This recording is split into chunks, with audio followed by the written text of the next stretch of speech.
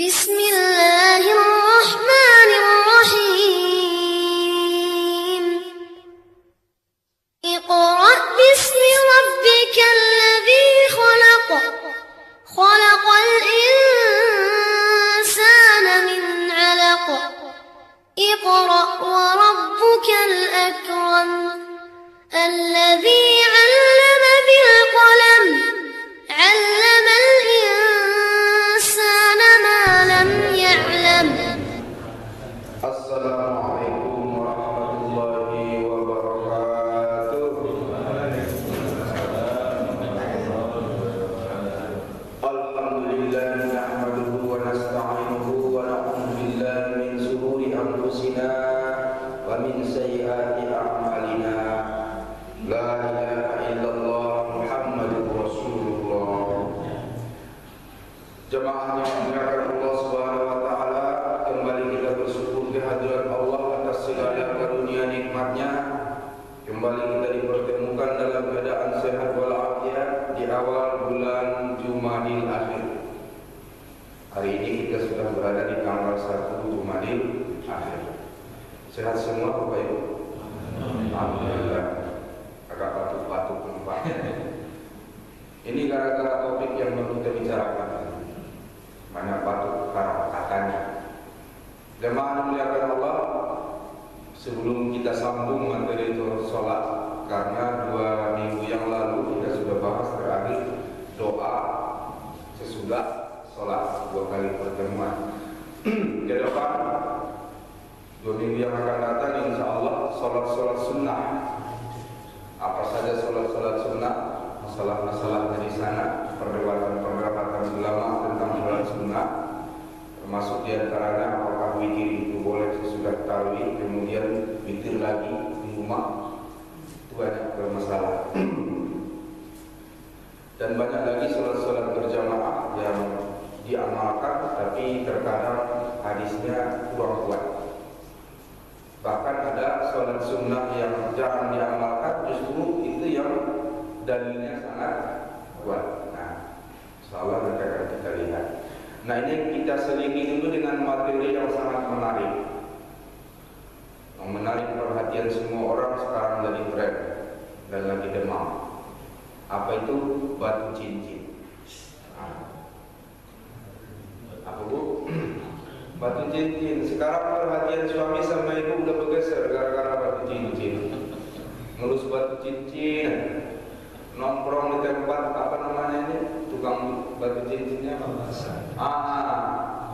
nongkrong tiap hari. Apa dipikir bapak? Rupanya kepingin duit gak ada. Hukum memakai cincin. Nah, sekarang di mana-mana, di pasar, di simpang-simpang. Saya lihat tadi ada juga rupanya di simpang kita ya. Nah, orang pun ada di situ kan.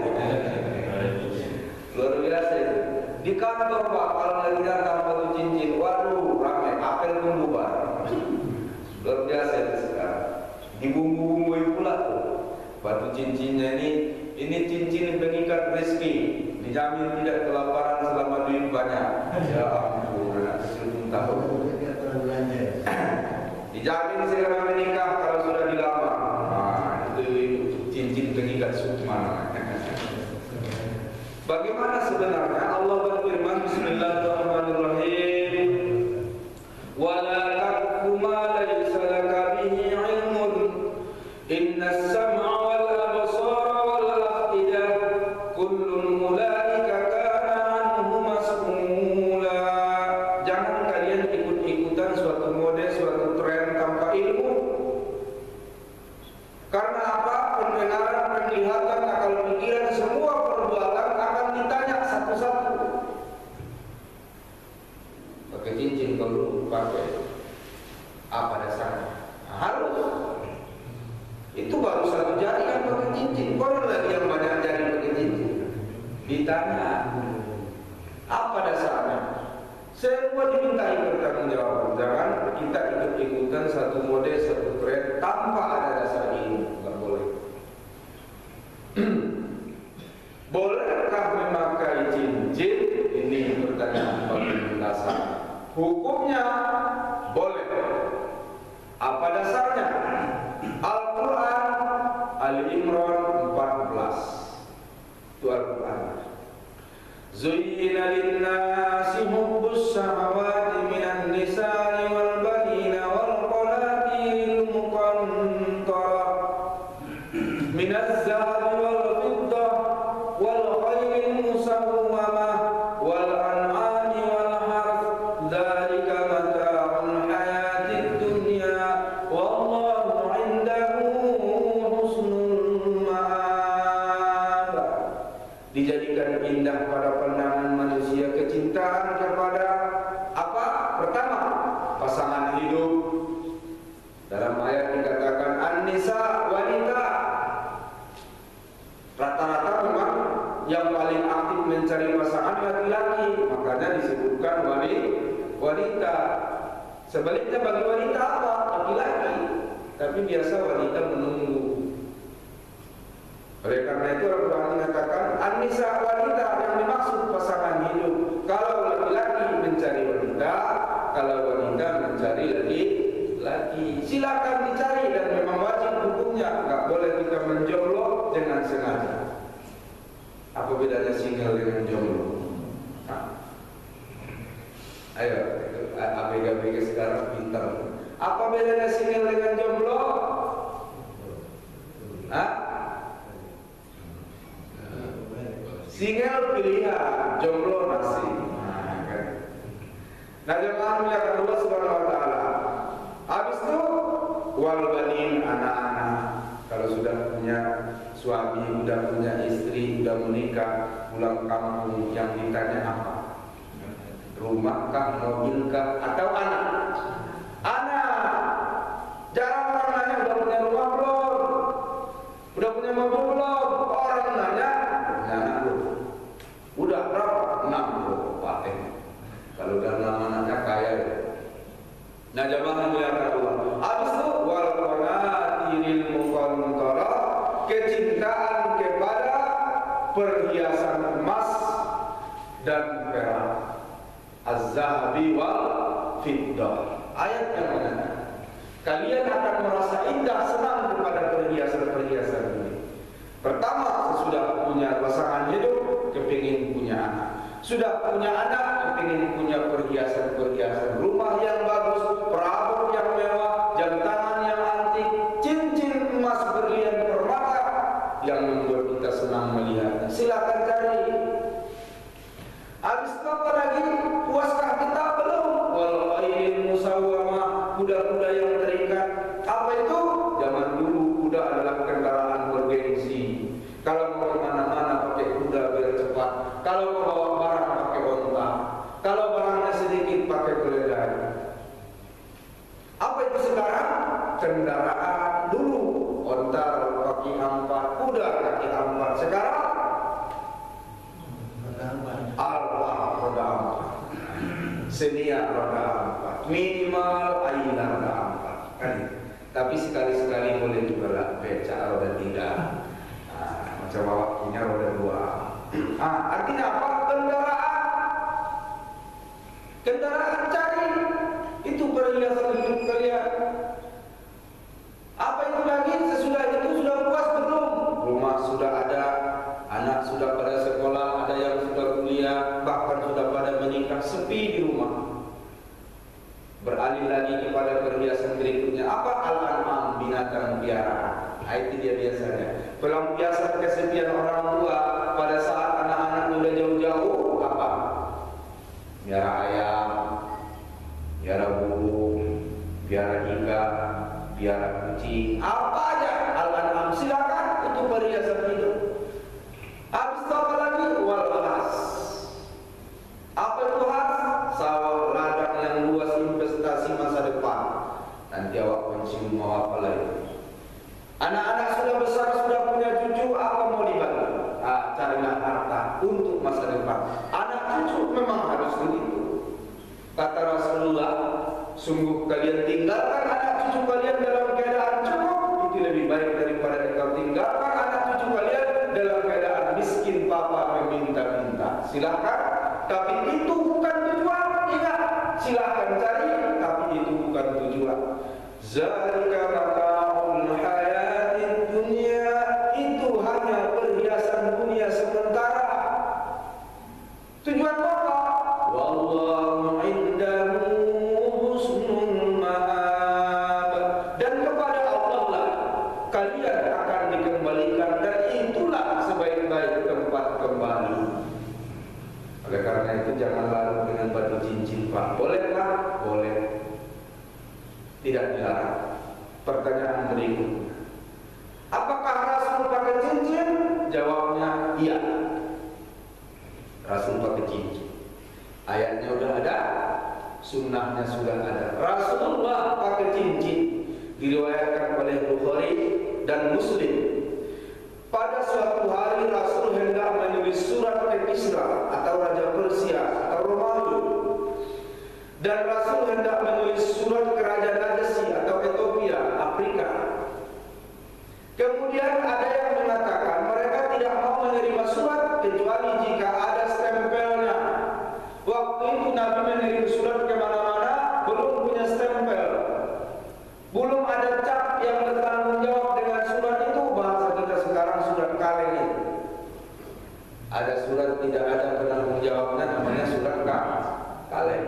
Lalu ditolaklah surat Nabi ini karena nggak ada stempel. Oleh karena itulah Nabi kemudian bermusyawarah. Bagaimana caranya? Kita buatlah stempel. Apa bentuknya? Dibuatlah cincin. Dan di cincin itulah bertuliskan Muhammad Rasul Allah. Muhammad di baris pertama kata riwayat Tirmidzi dan Nasai dan Bukhari. Muhammad di baris pertama, di baris kedua Rasul, di baris ketiga Allah. Di mata cincin ini. Maka kalau menulis surat tinggal catat. Oleh saat itu Rasul memakai cincin. Jadi yang kesimpulan dari hadis ini, awalnya Nabi tidak pakai cincin. Tapi karena kebutuhan administrasi negara, Rasul memakai cincin. Yang selanjutnya,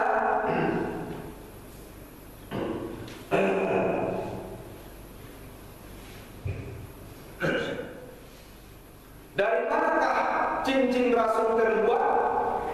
Riwayat Bukhari mengatakan bahwasanya aku membuat cincin dari perak, kata Rasulullah, dan aku ukir Muhammad Rasulullah.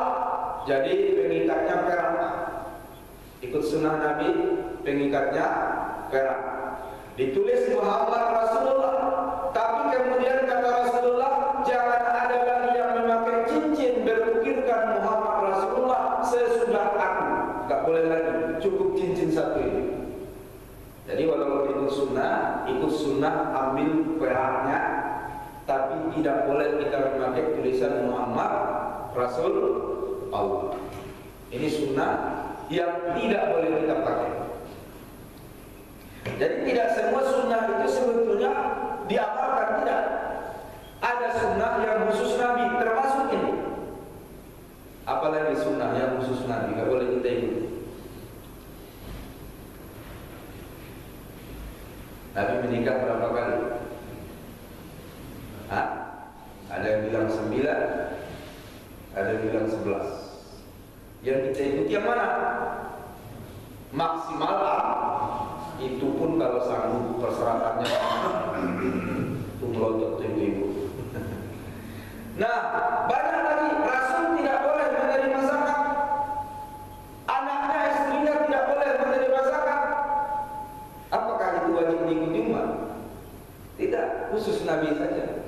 Kita umatnya kalau dalam keadaan fakir miskin berhak menerima zakat. Nah, banyak sekali. Ternyata tidak semua perbuatan Rasul itu wajib diikuti. Termasuk ini, Rasul punya cincin bermata Muhammad Rasul Allah, cukup dia, dan cukup satu cincin itu seumur umur. Jangan ada yang lain. Kemudian menurut riwayat Ahmad, cincin Nabi ini riwayatnya begini. Sesudah dipakai Nabi selama hidupnya, dikasihlah kepada Anas. Anas pembantu Rasul kesayangannya juga sudah dianggap anak. Lalu oleh Anas dikasihlah ke Abu Bakar. Maka Abu Bakar memakai cincin ini selama dia menjadi khalifah. dan itu menjadi stempel surat pada saat dia jadi khalifah. Sesudah meninggal Abu Bakar dikasih ke Umar bin Khattab, maka Umar bin Khattab memakai lagi cincin itu menjadi stempel ke khalifah. Sesudah Umar bin Khattab meninggal pindah tangan ke Utsman bin Affan. Belum Utsman bin Affan meninggal, ini cincin jatuh ke dalam sumur. Di Madinah ada sebuah sumur bernama Sumur Si Arsi, seorang sahabat bernama Aras. Sumur ini coba bukan sungai, kalau sungai jatuh mungkin hanyut, ya kan? Banyak sampah di sana, masuk pasir segala macam. Ini sumur dicari berapa lama? 3 hari 3 malam dicari, tak ketemu cincin. Inilah riwayat terakhir cincin Rasul jatuh ke sebuah sumur dan tidak ditemukan sampai sekarang. Jadi kemanakah cincin Rasul? Tidak ada, Allah hilangkan. Kenapa? Pertanyaannya, kenapa Allah hilangkan? Hanya Allah yang tahu. Tapi hikmahnya bisa kita lihat. Andailah cincin Rasul itu masih ada sampai sekarang, bayangkan betapa mulianya cincin. Apa yang terjadi? Didewa-dewakan, dikultuskan, dicium-cium, diraung-raungi dalam ratap-ratapi, macam kuburan Nabi itu.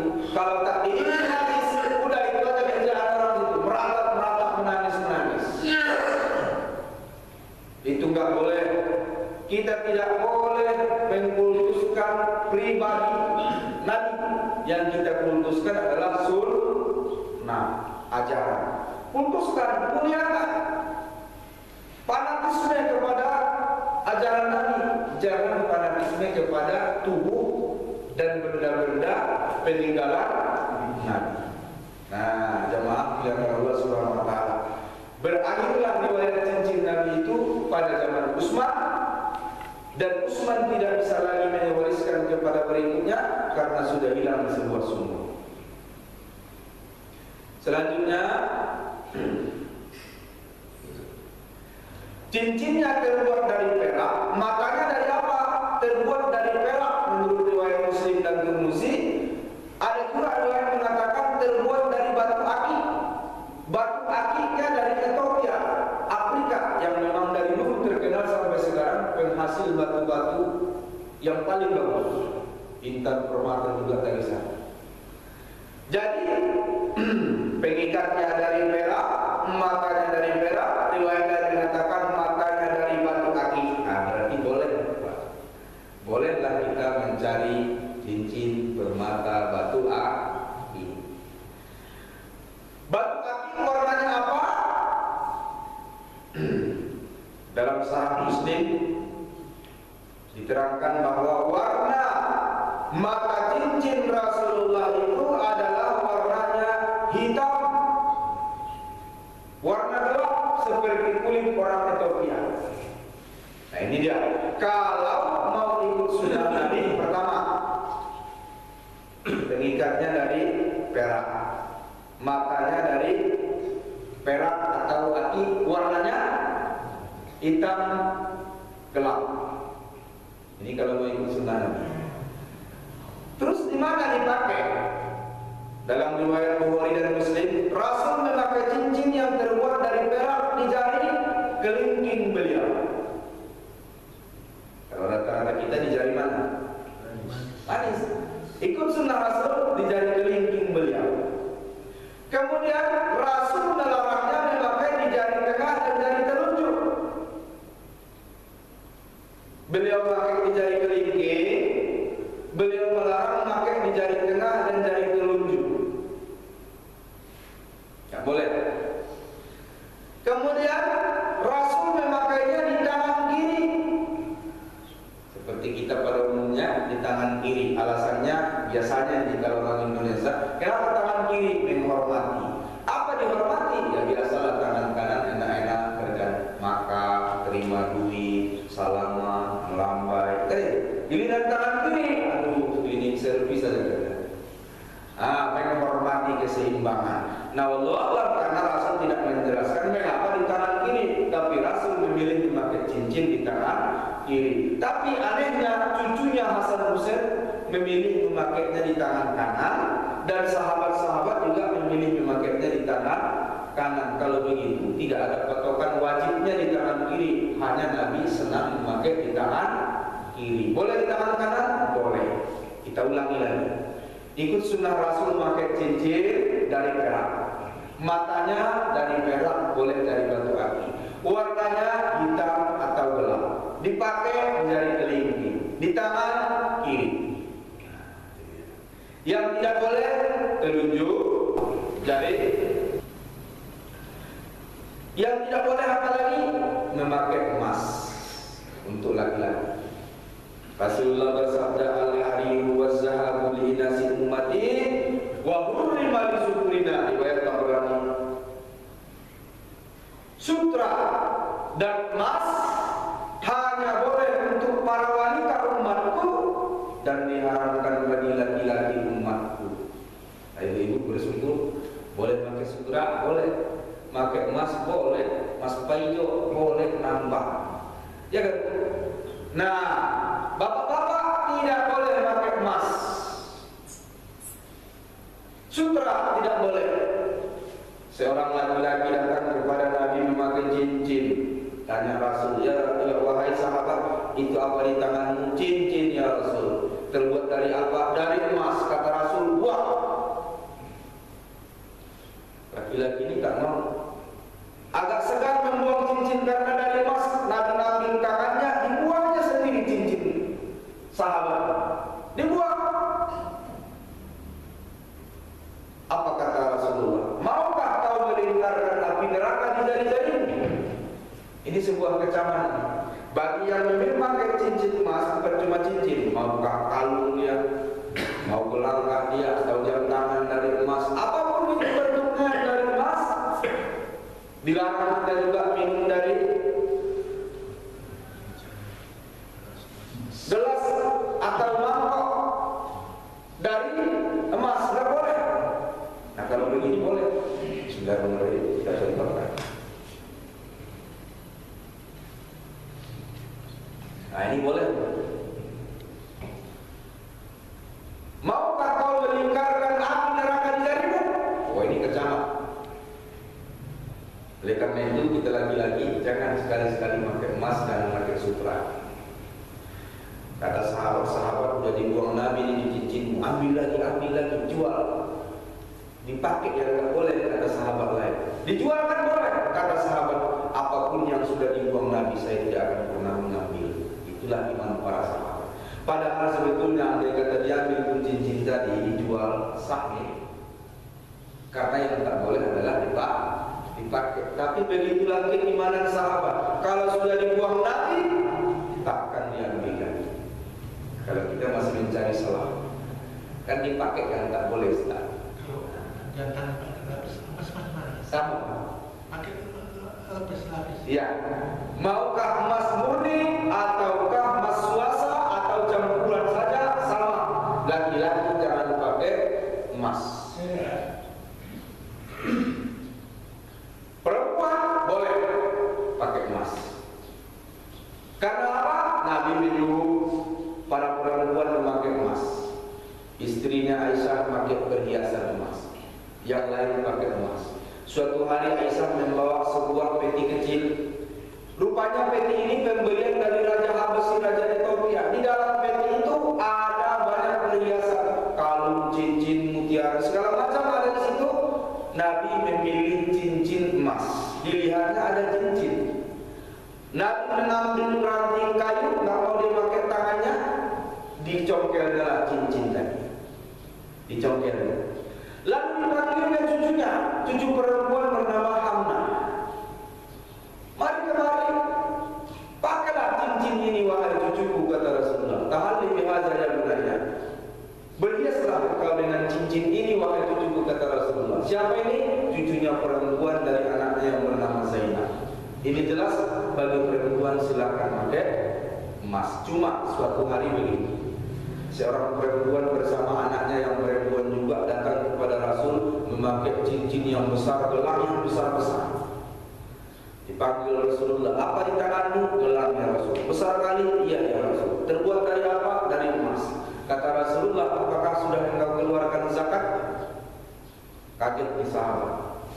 Bersahabat rupanya cincin emas yang dipakai. Yang kita tahu selama ini tidak. Yang dizakatkan adalah emas yang disimpan. Tapi rupanya karena besarnya gelang itu, Nabi bilang, sudahkah keluarkan zakatnya? Perempuan tadi bilang, belum ya Rasul. Apa kata Rasulullah? Sangat menarik. Ayasuki ayyusawwirukillahu bihima yawmal qiyamah siwa'ani minna. Apakah kamu senang kalau Allah berikan nanti di hari kiamat di tanganmu itu dengan 2 gelang dari api neraka?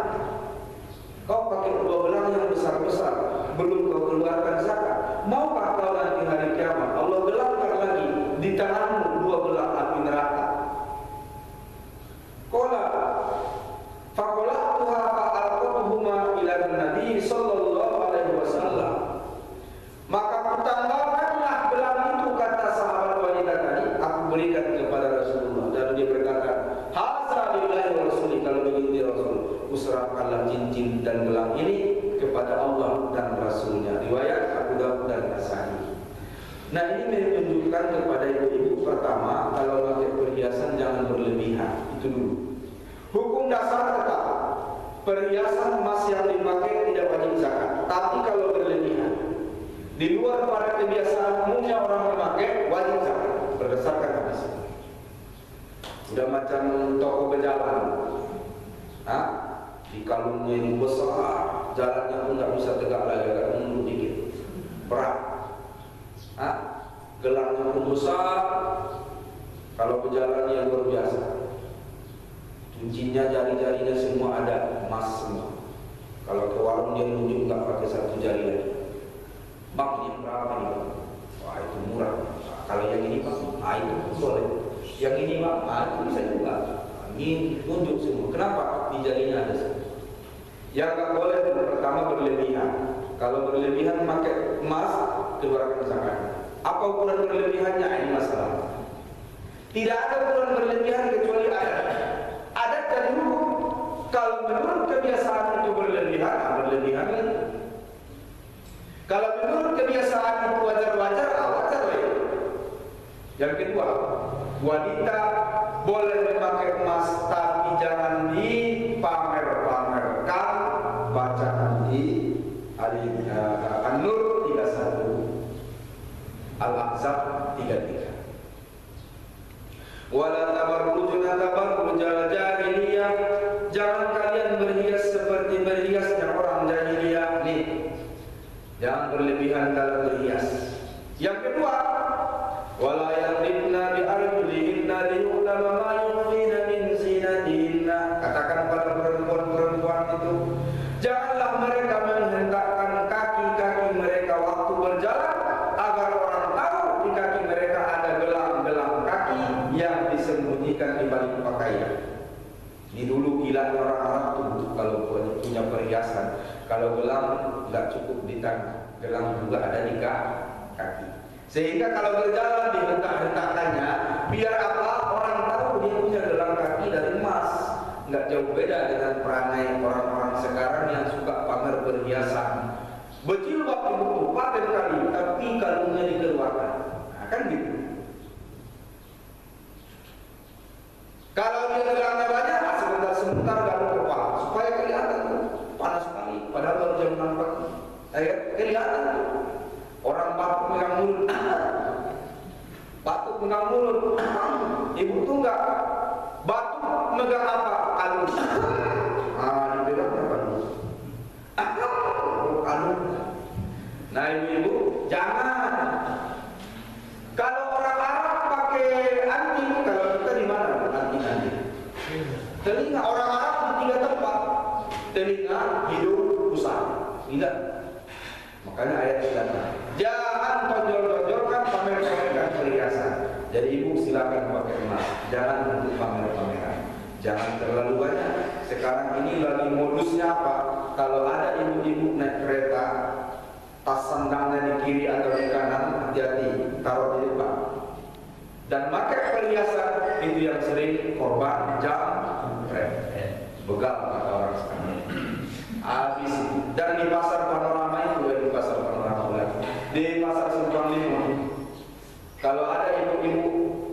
yang dijamret orang karena pakai perhiasan banyak dan mencolok, itu biasanya nggak ditolong orang. Mampus kau katanya minum. Betul, nggak ditolong lagi. Kenapa? Dia sendiri yang cari masalah. Oleh karena itu benar itu ayat, jangan berhias berlebihan dan jangan untuk dipamer-pamerkan. Nah kalau laki-laki kenapa sedikit banyak tidak boleh macam kata Pak Haji tadi? Hanya campuran aja nggak boleh. Iya begitulah dalilnya tak boleh. 1400 tahun yang lalu Rasul mengatakan tidak boleh, tapi abad 20 terbukti oleh para ahli fisika.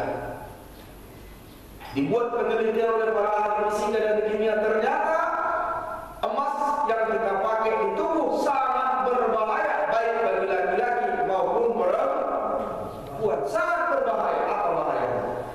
Unsur emas atau emas itu sangat mudah merasuk ke dalam kulit kita. Jadi emas ini rupanya punya atom yang sangat mudah membuat masuk ke dalam kulit, apalagi kalau kita keringat. Masuk ke dalam kulit, masuk ke dalam peredaran darah. Oleh ahli-ahli fisika dikenal dengan migrasi emas. Dalam pada waktu masa tertentu ini akan menjadi penyakit merusak sel-sel darah. Setiap hari akan ada sel darah kita yang rusak kalau memakai emas. Baik laki-laki maupun perempuan, rusak semua. Dan pada ujungnya nanti katanya di situ yang saya baca akan menimbulkan penyakit Alzheimer. Apa itu? Tua sebelum waktu.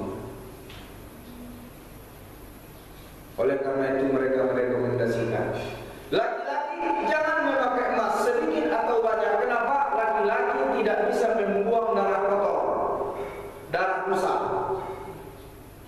Sedangkan perempuan silahkan, walaupun rusak sel darahnya, dia punya mekanisme pembuangan darah kotor melalui menstruasi. Maka rasional sekali hukumnya kalau Rasul melarang laki-laki dan membolehkan perempuan, walaupun sel darah ibu rusak tapi masih ada siklus pembuangan. Kita laki-laki tidak ada. Dan rekomendasi ketiga apa itu?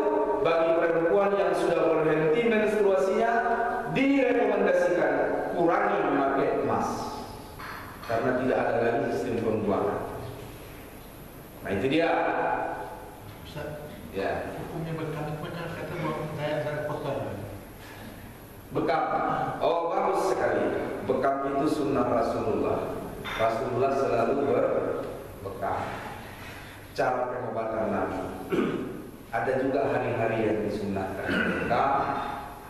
Cuma berbekamlah kepada yang profesional karena ada memang jam-jamnya nggak boleh.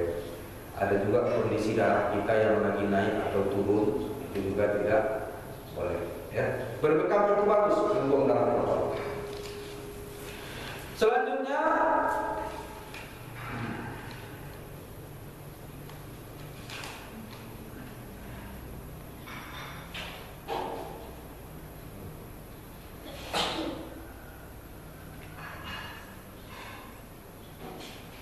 bagi laki-laki di samping diharamkan emas, diharamkan juga sutra. Apa itu sutra? Kain yang sangat tipis, halus, terbuat dari ulat sutra. Sudah ada zaman udah. Jadi memang kita laki-laki ini Pak, kalau beli pakaian jangan yang terlalu mewah. Memang kita ini disuruh memakai yang normal biasa. Kenapa? Kita ini untuk bekerja, untuk bekerja di lapangan. Kalau perempuan memang sebagai perhiasan untuk berhias. Ibu-ibu kalau sanggup beli sutra, beli apa? Halus lembut ke kulit. Emas silakan. Kita laki-laki tidak. Dari sini saja sudah Allah bedakan kenapa laki-laki di lapangan bekerja keras. Perempuan itu di rumah menghiasi rumah, mengurus rumah tangga. Banyak hikmah. Jamaah muliakan Allah Subhanahu wa taala, kita simpulkan lagi bahwa boleh memakai cincin, boleh. Ayatnya Ali Imran 14. Sunnahnya Rasul memakainya. Yang mana yang boleh bagi laki-laki? pengikatnya perak atau sejenisnya, batu besi putih silahkan, di luar emas. Matanya dari perak atau dari batu akik. Kemudian dipakai di jari kelingking di tangan kiri dan dilarang dipakai di jari telunjuk dan jari tengah. Bagi perempuan silahkan mau pakai jari yang mana saja, mau setiap jari pun boleh, asal bukan untuk bangga-banggaan, bukan untuk pamer-pameran. Kemudian Rasul memilih di tangan kiri, tapi sahabat dan Hasan Husain memilih di tangan kanan. Berarti boleh di tangan kiri, boleh di tangan kanan. Bolehkah memakai cincin emas campuran, emas suasakah atau jam tangan yang hanya dihias emas, dilapis emas? Jawabnya sedikit banyak kalau sudah dilarang Nabi tidak boleh. Jadi jangan lagi. Walaupun hanya sekedar tukar cincin, nah ini masalah juga. Tukar cincin. Pertama, tukar cincin itu bukan sunnah Nabi. Dalam tradisi nikah, sunnah Rasul tidak ada tukar cincin, Pak. Yang ada adalah meminang. Kalau meminang ada, tapi tukar cincin tidak ada. Jadi itu tidak terhitung sunnah atau apapun. Jadi kalau mau tukar cincin ya simbolis saja. Pengikat ada, jangan dipakai lama-lama. Foto-foto gini-gini, udah cabut. Kalau sebentar boleh, sebetulnya nggak boleh juga. Tapi ada, karena kita hidup ini bukan di tengah hutan. Kita hidup bermasyarakat. Nah, jamaah dimuliakan Allah, sampai di sini silakan sambil makan minum sejenak dan berdandan. Ya, laki-laki pakai batu akik boleh 2-3 macam mana. Nabi melarang di jari tengah, jari telunjuk. Nah, kalau dua di mana kita? Kelingking, jari manis. Boleh kan? Yang ketiga, taruh jari di jari ya, terlepas. Jadi nampaknya dua bagus lah, normal ya. Ya. Sama, jadi emas putih ini emas juga.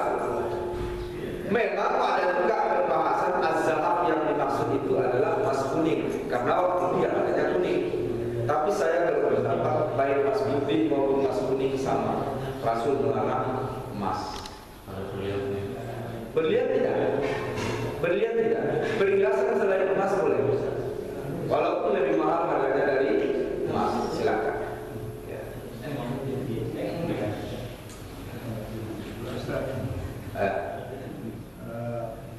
Jadi Pak Ustaz sudah menjelaskan emas ada pengaruhnya ke kemudian batu akik sekarang ini banyak dipercaya membuat hal yang macam-macam. Tapi ada salah satu yang kayaknya agak positif, yaitu seperti batu giok yang katanya bisa menyebabkan penyakit. Artinya mungkin prosesnya seperti apa yang Pak Ustaz katakan tentang emas yang dipakai oleh laki-laki.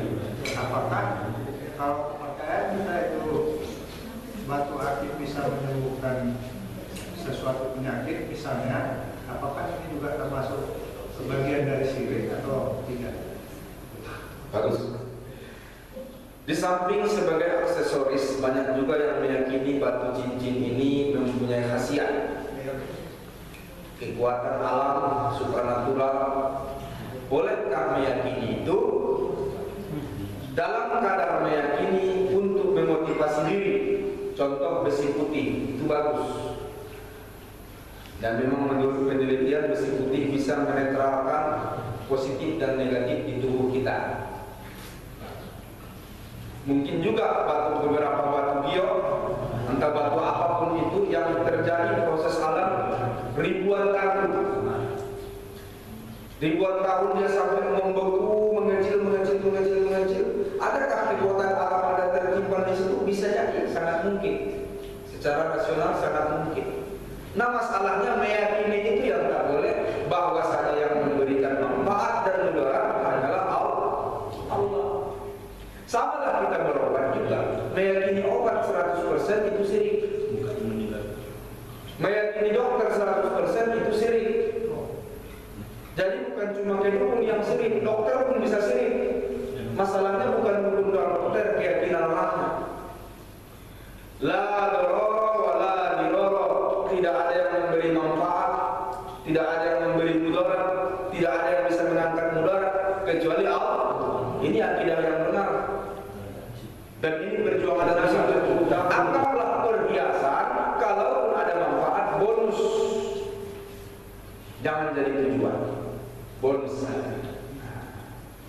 Silakan.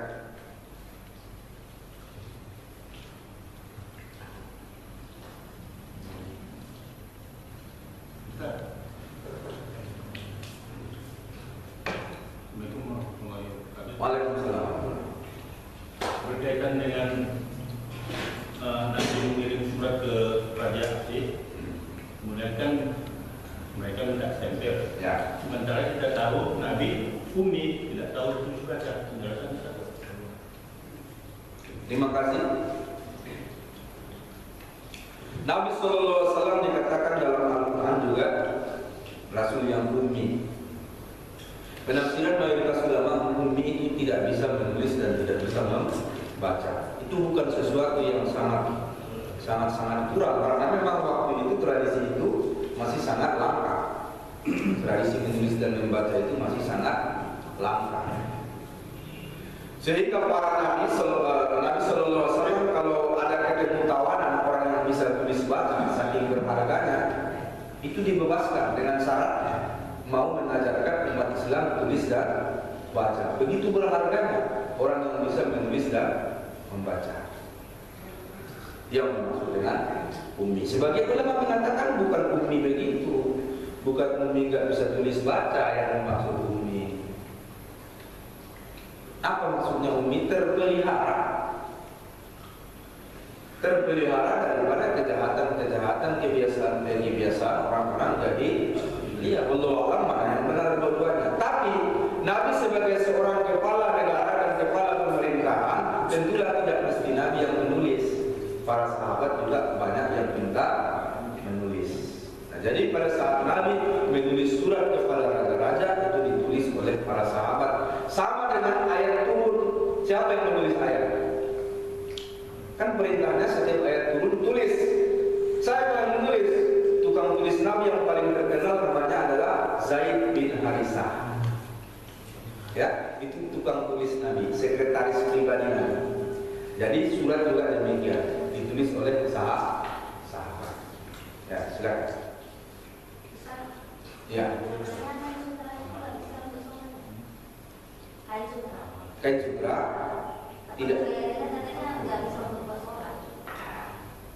tidak boleh dibawa sholat. Iya, boleh. Kain sutra boleh dibawa sholat, asal jangan tipis. Kan kecenderungannya kan tipis kain sutra, membayar. Nah, jadi bolehnya itu, tidak bolehnya itu karena menerawang. Pada dasarnya belum, tidak dilarang. Ya.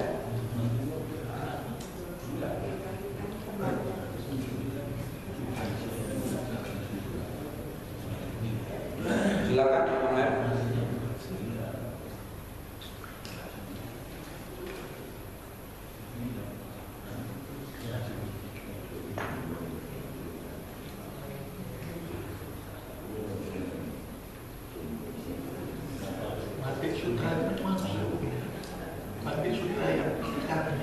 Oh iya, ada batik sutra. Iya, tapi sebetulnya sutra dia. Enggak asli sutra. Oh, campuran ya. Belum pernah lihat juga ya. Batik sutra, tapi sutranya tidak Harus sudah ada Ustaz. Harus sudah. Itu mana sampai?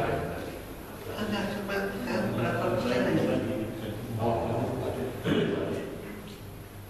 apakah itu istilah saja misalnya ya kan? Apakah istilah saja ataukah benar-benar sutra?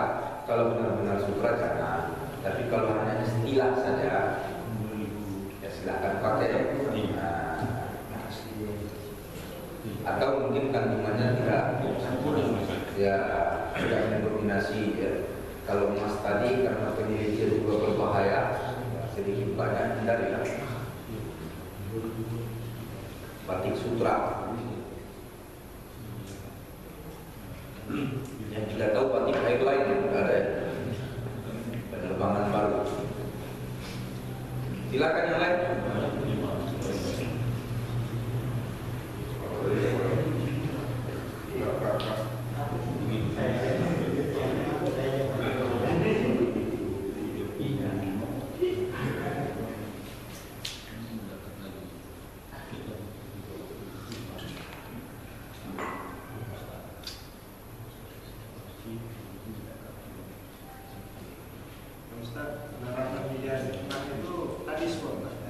Ya, ini materinya nanti saya tinggal. Ada di sana. Yang mau fotokopi nanti.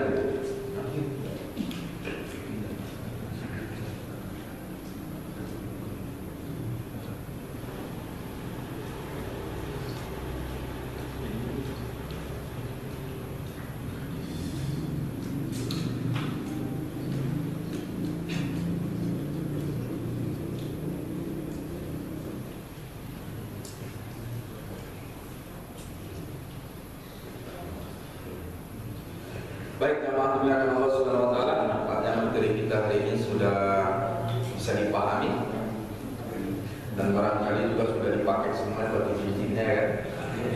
Pada pakai semua jadi paham langsung. Mudah-mudahan bermanfaat.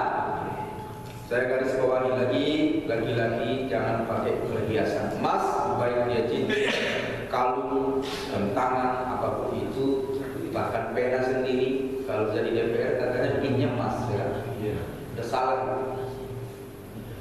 Mau pin kah dia, mau pena kah dia, yang namanya laki-laki jangan pakai emas. Ya.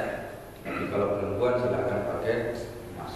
Terus jangan diyakini apapun bentuknya, jangan diyakini dia akan membawa manfaat dan kemudahan. Bolehkah kita memakainya kalau kebetulan ada manfaatnya, khasiatnya? Boleh, pakai saja kalau ada manfaat dan khasiat. Sama Nabi juga sering makan kurma, madu, karena Nabi meyakini ada khasiat mengkonsumsi kurma dan madu. Nabi meyakini ada khasiat, bahkan madu itu obat segala penyakit. Nabi meyakininya, tapi sekedar meyakini, tidak menjadi sebuah keyakinan. Beda ya. Itulah ada satu batu manik katanya kalau di pinggang itu. Yang bisa kolesterol apa? Bisa jadi secara alamiah, bisa jadi karena dia terbentuk lama. Bisa jadi dia punya kekuatan, apalagi waktu cincin delima itu katanya kan. Macam-macam. Kalau direndam di air, kalau dia merah, ya kan? Kalau hijau semua. Ada juga yang bisa menarik bisa, ya kan? Nah, bisa menarik racun. Memang bisa jadi. Masalahnya jangan menjadi keyakinan. Nah, baik, mari kita akhiri dengan doa.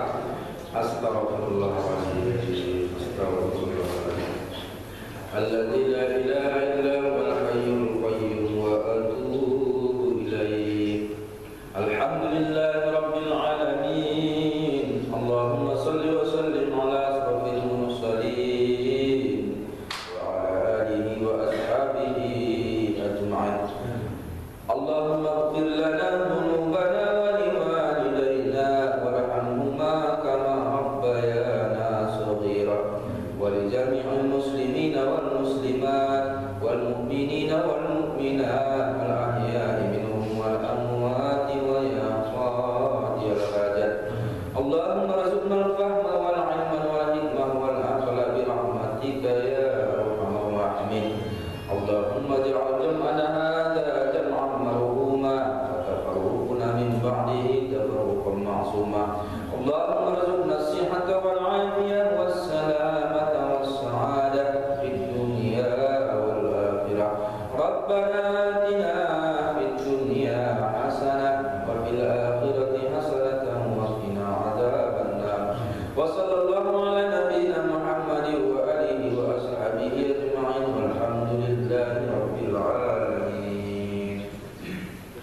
InsyaAllah Allah mempertemukan kita kembali dalam keadaan sehat walafiat pada pengajian berikutnya, sambungan kaji kita tentang salat sunnah. Billahi taufiq wal hidayah. Assalamualaikum warahmatullahi wabarakatuh.